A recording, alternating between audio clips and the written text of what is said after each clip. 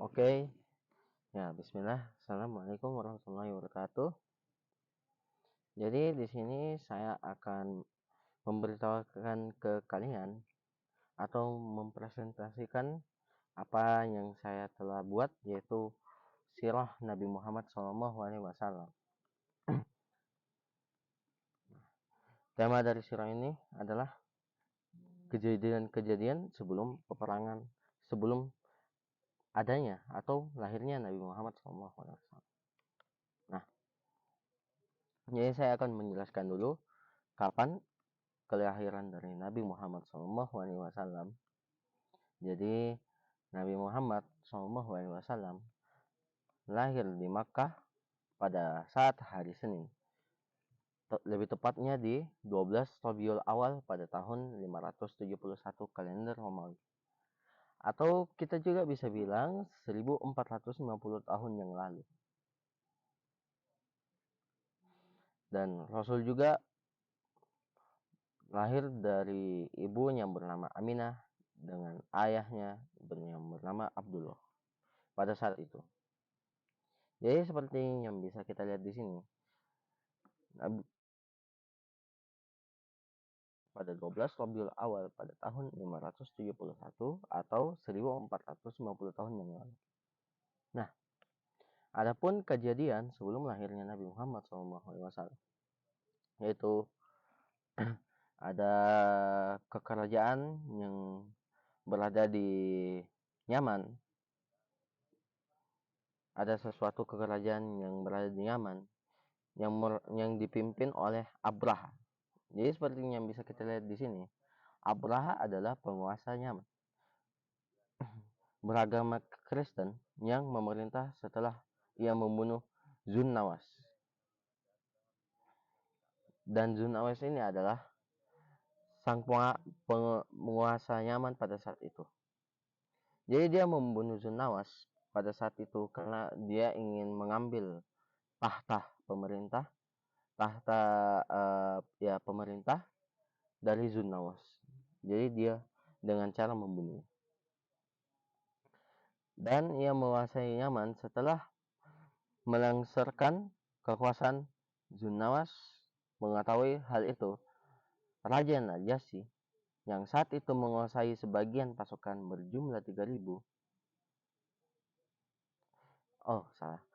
Yang saat itu menguasai sebagian wilayah Yaman yang berada di Eritrea atau bisa dibilang di Afrika Timur.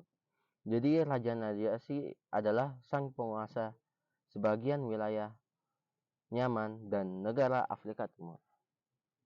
Dan Raja Najasyi pada saat itu marah dan mengirim pasukan yang berjumlah sangat banyak, yaitu 3.000 orang untuk memerangi Abraha pada saat itu.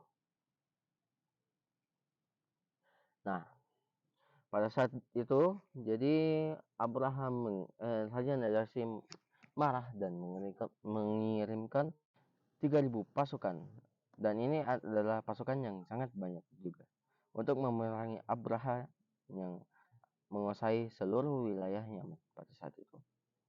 Hanya saja pasukan Najasyi yang dikirim untuk memerangi Abraha ini berbalik berpihak kepada Abraha. Jadi setelah Abraha memperkuat kekuasaannya di Yaman, ia menggelari dirinya sebagai raja. Nah, jadi pada saat itu yang pasukan berjumlah 3.000 orang yang hendak untuk disuruh Raja Najasyi untuk memerangi Abraha malah berpihak sebaliknya kepada Abraha. Dan yang pasti adalah dia sudah menjadi pasukan buat Abraha pada saat itu. Sebagai seorang raja, Abraha mulai membangun serta memperbaiki kota Yaman dan membuat perjanjian damai dengan suku-suku Arab pada saat itu. Salah satu pembangunan penting yang dilakukan oleh Abraha pada saat itu adalah memperbarui bendungan atau bisa dibilang Ma'rib, dan dikenal sebagai bendungan kaum Sabah yang terkenal sebagaimana yang Allah ceritakan dalam surah Saba, surah ke-34. Ketika Abraha selesai membangun bendungan tersebut, ia membuat perayaan yang sangat besar dan menarik, atau bisa dibilang yang menarik. Perhatian bangsa Persia dan Bizantum pada saat itu untuk beraliansi dengan Abraha karena pengaruh kekayaan wilayah yang ia miliki. Jadilah Abraha merasa kekuatannya sudah melebihi apa yang ia kira. Terlebih lagi ia mendapat dukungan dari dua imperium besar, Persia dan Bizantum. Jadi pada saat itu Abraha mendapatkan bantuan atau menarik perhatian para bangsa Persia dan Bizantum, dan ia sudah mencapai targetnya, bahkan melebihi yang ia kira. Nah, penyerangan dan adapun penyerangan Abraha ke Mekah dan Ka'bah. Jadi pada saat itu Abraha ingin menyerang Ka'bah atau Mekah. Dan sebab-sebab Abraha ingin menghancurkan Ka'bah atau penyerangan ke Ka'bah adalah sebab ekonomi. Jadi Mekah yang terletak di tengah wilayah Arab ini menjadi posisi yang sangat strategis untuk jalur perdagangan dengan Bizantum yang menguasai wilayah laut Mediterania dan Laut Merah, sedangkan Persia menguasai wilayah Samudra Hindia dan Teluk Arab. Nah, adapun juga dua sebab keagamaan. Kerajaan Bizantum memiliki kesamaan dengan Abraha, yaitu sama-sama memeluk agama Kristen pada saat itu, yang menjadikan hubungan antara mereka menjadi sangat kuat. Dapat dilihat bagaimana orang Bizantum di bawah perintah dan uskup Alexandria membantu Abraha untuk membangun beberapa gereja di wilayah Abraha dan menjadikan uskup Alexandria sebagai pengawas pergerakan keagamaan yang terjadi di wilayah Arab, seperti itu. Dan adapun juga sebab politik yang terakhir. Sebagaimana Mekah dengan posisi yang sangat strategis dan menjadi salah satu pusat ekonomi Arab pada saat itu, membuat Abraha ingin menghancurkannya dan menjadikan wilayah Yaman menjadi pusat ekonomi dan politik Arab. Ia juga ingin untuk mengamankan jalur perdagangan Arab yang bersambung dari Yaman sampai ke laut Mediterania, yaitu salah satu langkahnya ialah menguasai wilayah pesisir Arab dan Mekah. Nah, jadi inilah 3 alasan mengapa Abraha ingin melakukan penyerangan kepada Mekah. Nah, tanpa lama-lama langsung saja kita lanjut ke penyerangan Abraha ke Mekah.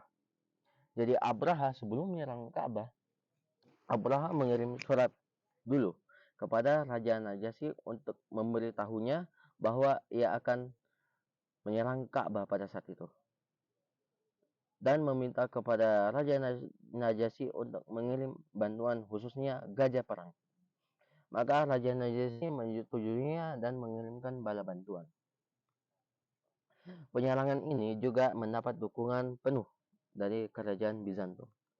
Setelah persiapan perang sudah siap, Abraha mengarahkan pasukannya ke arah Mekah dengan bantuan 13 gajah perang yang dimiliki oleh Raja Najasyi.